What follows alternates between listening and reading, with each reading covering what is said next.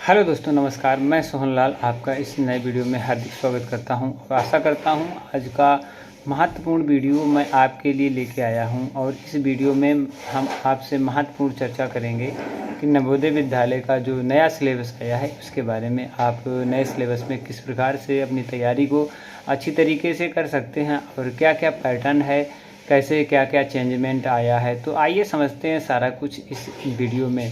सबसे पहले आपको बताएंगे कि जो नवोदय विद्यालय 2027 की परीक्षा होगी, अब वो 3 भागों में नहीं 4 भागों में बटा हुआ हमारा प्रश्न पत्र आएगा। सबसे पहले मानसिक परीक्षण, जिस प्रकार से हमारा मानसिक परीक्षण 40 मार्क का होता था, 40 प्रश्नों का होता था और 50 मार्क का होता था। अब उसको थोड़ा चेंज कर दिया गया है।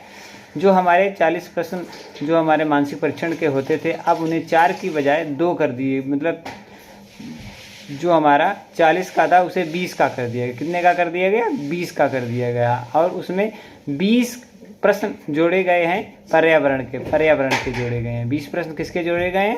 पर्यावरण के जोड़े गए हैं।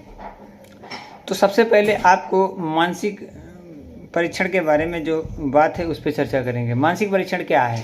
सबसे पहले मानसिक परीक्षण जो है हमारा, जिसमें 10 भाग हुआ करते थे, अब उसमें 5 भाग हो गए। 5 भागों को हटा के जो हमारा नया भाग ईवीएस मतलब जो पर्यावरण अध्ययन जोड़ा गया है, उसके जो 20 प्रश्न हैं वो बहुत ही महत्वपूर्ण होंगे और बहुत ही आपके सिलेक्शन में बहुत ही बड़ा योगदान करेंगे। क्योंकि नया सिलेबस है, बच्चों को तैयारी नहीं की। जो बच्चे 2-3 साल से तैयारी कर रहे थे उन्हें थोड़ा झटका लगा है, क्योंकि तैयारी कर रहे थे, सोच रहे थे कि हमारा इस वर्ष भी यही प्रश्न आएंगे और इस प्रकार की उन्होंने तैयारी 2 साल से कर रखी थी। लेकिन अब जो नया 3 3.5 4 महीने में तैयार करना तो थोड़ा मुश्किल हो जाएगा अभी बच्चों के लिए। तो थोड़ा इसे विशेष ध्यान देना है। ईवीएस है वैसे कुछ नहीं, जो हम लोग वातावरण पर्यावरण के बारे में जानते हैं उसमें 4 भाग लिए गए हैं।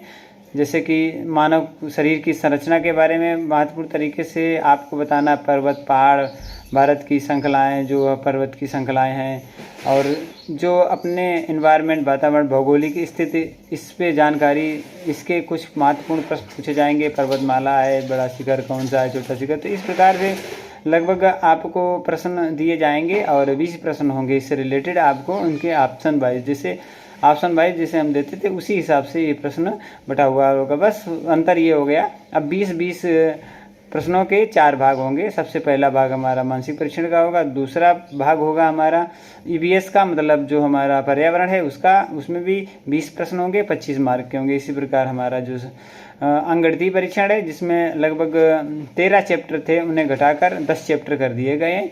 जो 10 चैप्टर हैं थोड़ा घटाया गया है, थोड़ा सरल किया गया मैथ, क्योंकि जब ईवीएस जोड़ने के बाद मैथ को थोड़ा ही, ज़्यादा नहीं, थोड़ा ही किया गया है सरल। और इसके बाद जो भाषा परीक्षण था वो बिल्कुल सेम रखा गया, उसमें कोई परिवर्तन नहीं है। जो बच्चे कह रहे हैं कि पुरानी बुक से क्या हम तैयारी कर सकते, तो हाँ बिल्कुल, आप पुरानी किताब से तैयारी तब तक करिए जब तक कि आपके पास नई किताबें नहीं आ रही हैं। क्योंकि सिलेबस जैसे भाषा परीक्षण है उसमें कोई चेंजमेंट नहीं, वो बिल्कुल वैसे ही आएगा।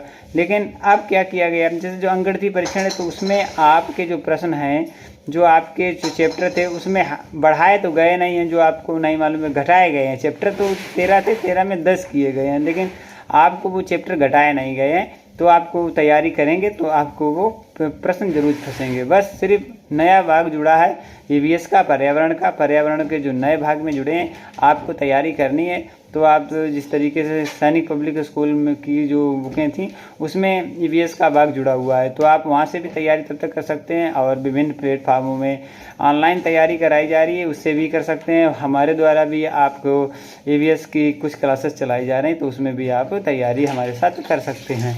और रही बात हमारा जो मानसिक परीक्षण है, तो उसमें भी 5 भाग हैं, आपको उसको भी आपको मालूम होना चाहिए। जैसे कि 5 भाग सिर्फ हटाए गए हैं, और हटाए गए भाग जो बचे हुए भाग हैं उन भागों की तैयारी करना है, वो बिल्कुल सेम प्रश्न आएंगे आपको। जो 5 हमारे पास बचे हुए हैं उसमें सबसे 10वां जो भाग हमारा था, मतलब जो छाटना, आकृति को छाटना, वो वाला। और इसके बाद जो हमारा दर्पण प्रतिबिंब, और उसमें थोड़ा जोड़ा गया है वाटर प्रतिबिंब, मतलब जल का प्रतिबिंब। तो ये दोनों प्रतिबिंब अच्छी तरीके से जोड़े गए, इनको भी आपको बनाए रखना है और इस पर भी थोड़ी फोकस देना है। तो इस प्रकार से हमारे जल प्रतिबिंब और दर्पण प्रतिबिंब जो हम लोग करते आ रहे हैं वो है। इस प्रकार से ये हमारे सब जुड़े हुए हैं मानसिक परीक्षण में। तो इस प्रकार से आप अपने तैयारी को, नवोदय विद्यालय की तैयारी को कर सकते हैं शानदार तरीके से। और आप लोगों को बिल्कुल हेरिटेज नहीं होना है। नए छात्रों को अपनी तैयारी पे विशेष ध्यान देना है, जिससे कि आपको जब भी आप सामने प्रश्न पत्र आए तो आप उसे ध्यान से हल कर पाएँ। ओएमआर शीट को लगातार भरते रहिए, जिससे कि आपको जब भी ओएमआर शीट आए तो उसमें आपको संदेह ना हो। और आपको ध्यान में रखना है ओएमआर शीट को बहुत साफ़ सुथरा रख के ही भरना है। तो ये बहुत सारी जानकारियाँ हैं जो आपके लिए बहुत ही महत्वपूर्ण हो सकती हैं साथियों।